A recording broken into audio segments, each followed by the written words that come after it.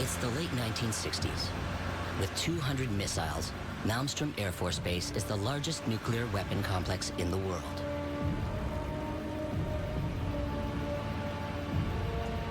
It's also one of the most heavily guarded.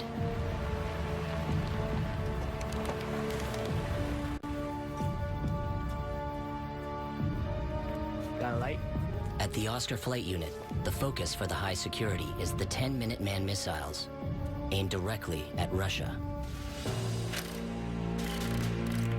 Oscar Flight was one of many operations that were under the facility of the Malmstrom Air Force Base.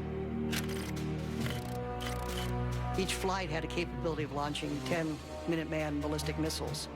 Minuteman is a ballistic missile capable of reaching from the United States into the Soviet Union.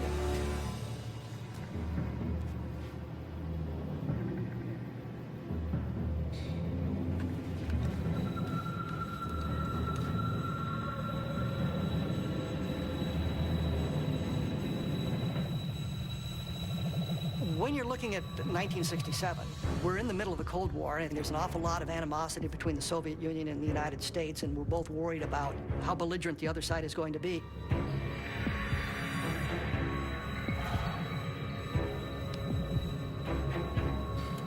He's seeing an orange-like object near the launch facility gate. It's clearly not the moon, it's clearly not a meteor, it's clearly not an aircraft. It's something he's unfamiliar with.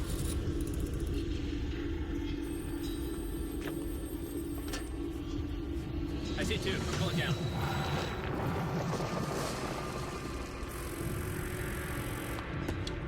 The launch control facility was somewhere around 60 to 65 feet below the surface of the ground. The strategy was to bury this launch control facility underground so it would survive an atomic blast. Lieutenant Salas. Robert Salas is the key witness on the Malmstrom case, and I have interviewed him numerous times about it. Unidentified. Moving north, sir. Keep watching. Let me know if they get any closer. Copy that. Robert Salas didn't know what to make of this call. I mean, he was somewhat incredulous about it. There's no threat on the console that they see. It's just a light in the sky. It's not causing any kind of problem, so he doesn't know what the concern of the airmen above him are. But within minutes, it moves directly over the base.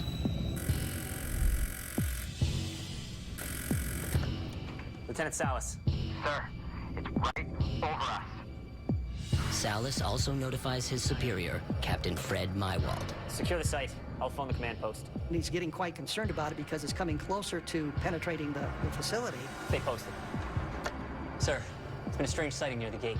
During the Cold War, it's a very, very big issue for something like that to happen. Sir, right over. Sir, I'll hold you up.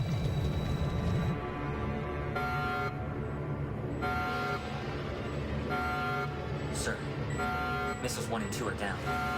At this point, Salas sees the missiles start going offline. You have these missiles ready for launch, and they're suddenly gone. 1 through 7 are no-go.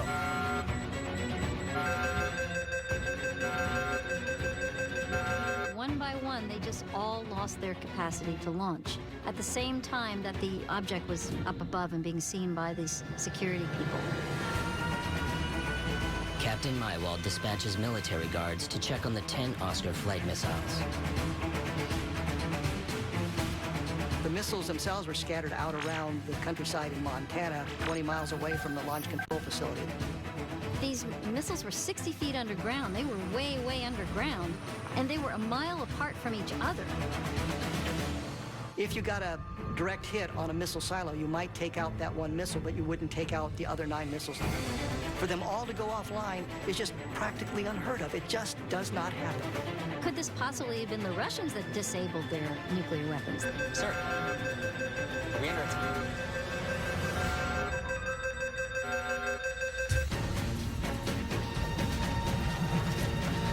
They're confronted with something that they're not trained for.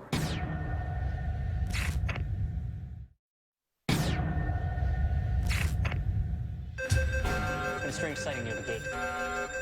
A strange light moves over a Montana Air Force base and knocks out 10 nuclear missiles. 1 through 7 are no-go. military guards rushed to the missile site in search of answers. It was pretty clear that there was no technology that we knew of that could do that. If the Soviets have figured out some way to deactivate the missiles, then suddenly we become very, very vulnerable to an attack.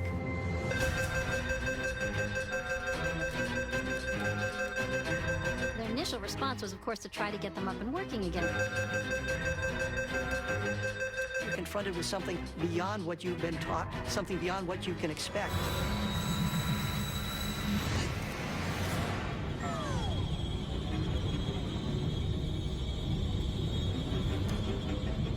The entire Oscar flight system shuts down.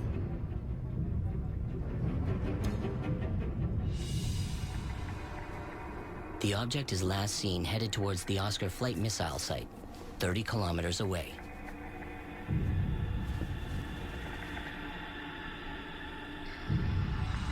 They're out on the silos. They take a look around. There's no evidence of a penetration. There's no evidence of anybody being out there. Sir, no signs of any damage. Should we head back to base? Over.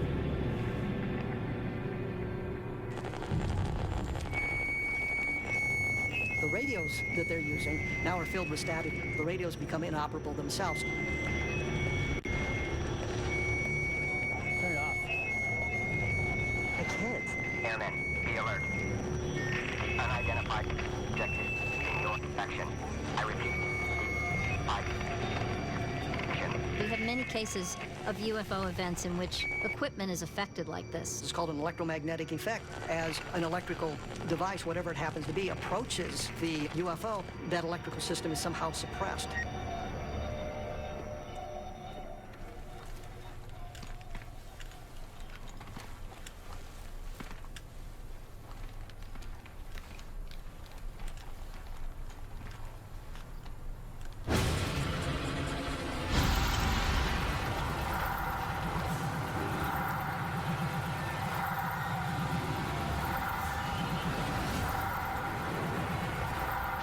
They're confronted with something that they're not trained for. And they can't do anything about it.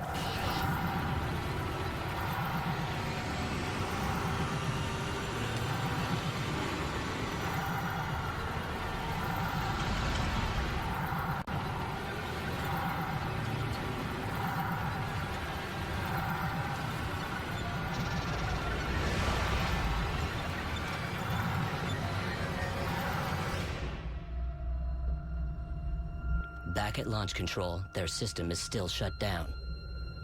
Salas and Meiwald were not able to get the nuclear weapons back up and running, and they couldn't explain why they weren't working. An hour later, the airmen returned to launch control.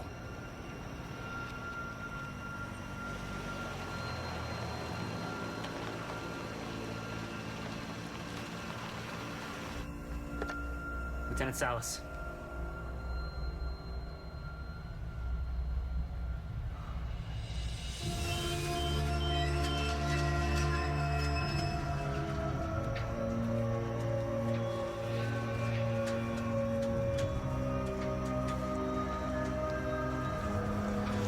Want to tell me what happened? Sir, they seen something crazy. One of the guards was so upset by what he'd seen, he refused to work on the security details from that point on because he was so frightened by what he had seen and what he'd experienced on that night.